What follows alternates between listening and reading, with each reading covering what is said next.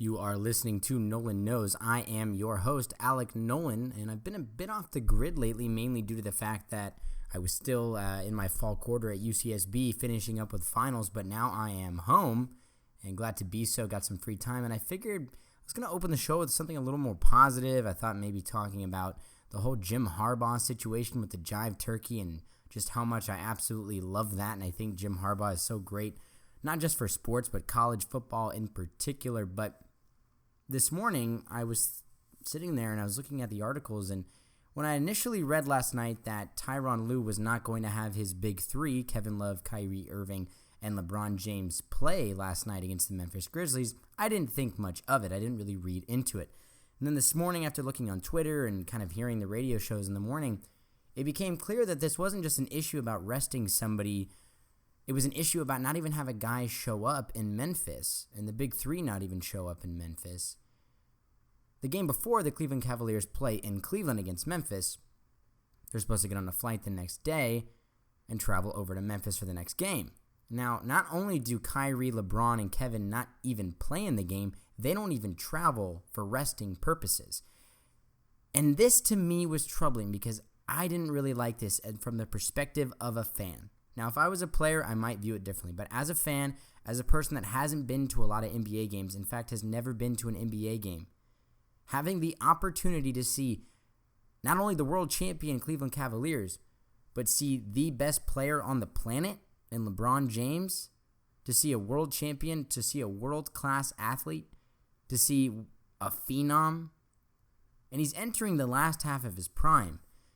And if you have a ticket and you're in Memphis, Tennessee, and you paid a premium for that ticket because it's the world champion Cleveland Cavaliers and they've got the baddest man on the planet on their team, and you didn't even get to see him play, not only did you not get to see him play, you didn't even get to see him in person.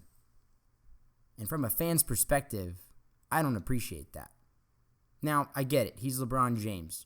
He does so much for his team, and he's probably done more for his team than just about anybody in the NBA in terms of how much he gives, how much value he gives you. He is the greatest asset to them. As a company, he is your star. He is your greatest asset. You cannot let anything happen to him. He is your golden boy. He makes the wheels turn.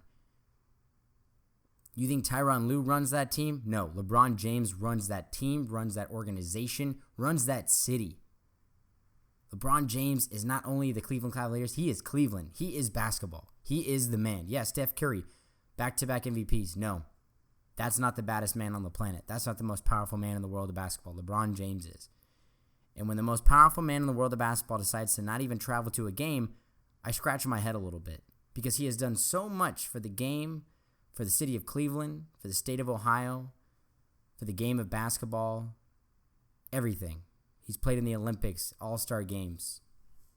He's brought championships to people. He's improved the lives of so many in minority communities and urbanized communities that have not been dealt a great hand.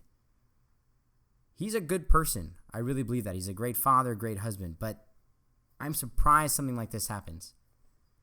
I get it, he's 31 years old. He's worn out a little bit. He's done a lot. He's played a lot of minutes. He's been in the league since he was 18 years old. He has grown up in the National Basketball Association. But you have Kyrie Irving, who is 2 years older than me. He is 24 years old, just coming off a championship, and really being, in my opinion, arguably, I mean, yes, I know LeBron had the most rebounds, the most points, the most assists out of everybody throughout the series, but Kyrie Irving, man, he was an assassin in that series. He looked as good as he ever has, and I think we're just seeing the tip of the iceberg with Kyrie. But you're 24 years old. You're a professional athlete, a world-class athlete, and you can't even travel with the team? Kevin Love's 28. You haven't even hit 30. LeBron's 3 years older than you. You can't even travel because Ty Lue wants you to sit and rest? And we're in, what, December? Has the 2 months of the league been too much for you? I don't understand it. You get paid to do this. Go and travel with the team and don't separate yourself from them. And if it wasn't their decision and it was Ty Lue's decision, then Ty Lue, you need to be careful. Because now you're letting everyone else on the team know and think, well, I guess these three guys are the only ones that really matter. I guess their health matters more than my health. I guess I'm just kind of a guy on the background. And yes, a lot of these guys are. But don't separate the team aspect. You're telling me 30 years ago, even 10 years ago, if Kobe Bryant was coming off a long stretch, that Phil Jackson would tell Kobe, you know what, man, you're not going to travel with us. You're going to stay here. You're not even going to get on the plane. Nope, that's not going to happen. That's the Black Mamba. He's going, and he'll be on the sideline, and he'll be cheering on his team. 20 years ago, you tell Michael Jordan, you tell Air Jordan, you know what, we want you to rest. Go ahead and don't even get on the plane. And you know, while you're at it, Michael, stay here with Scotty too.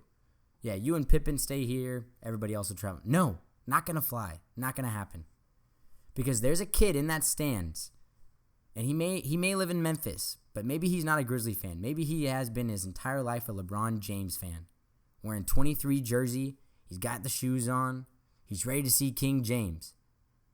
And he shows up to the game, and guess who's not at his throne? LeBron James. He's not there.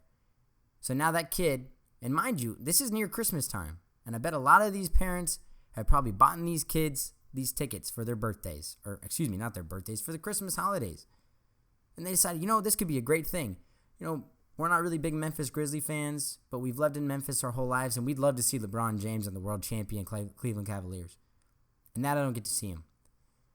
These players need to understand that without the fan, they do not exist in the way that they thrive. They do not amount to what they are without the fan. The fan pays the price of admission. The fan pays the cable bills to watch the games. The fan buys your jersey. The fan buys your shoes. The fan supports you, praises you, looks up to you, is inspired by you, is motivated by you. Show up to the game. That's all. Just show up. You don't got to play. But just be there so that fan can say, you know what, I saw him. And you're at the tail end of your career, and this may be the last time that person ever gets to see you, or maybe it's the first time they ever get to see you. And that means a lot to them. So the NBA needs to be careful, and I think they're doing a lot of great things. I like Adam Silver. I like them a hell of a lot more than Roger Goodell in the NFL, because they remember that the players are the most important thing. They take care of their assets. They're a company that understands what is vital to their growth and what makes them successful. It's not power, it's not control, it's the players. It's the creativity of the players, the athleticism, the entertainment they provide. They get it. The new collective bargaining agreement, the average salary will now be $9 million per player. That's incredible. But you know what? Good for them. Let an athlete cash out while he can, because who knows how long his career can be. And then this new CBA agreement, they're saying, you know what? We're going to try and get rid of the 4 games in a 5-day stretch. We're going to try and stretch out the season a little bit longer, because that 82 games might just be a bit too much. Well, if it is too much, make it shorter. Because there's no reason why you as a professional athlete, this is what you've been doing your entire life, to come out and say, I've been to every stadium, I've been to every arena, I don't know anybody anything. Yeah, you do.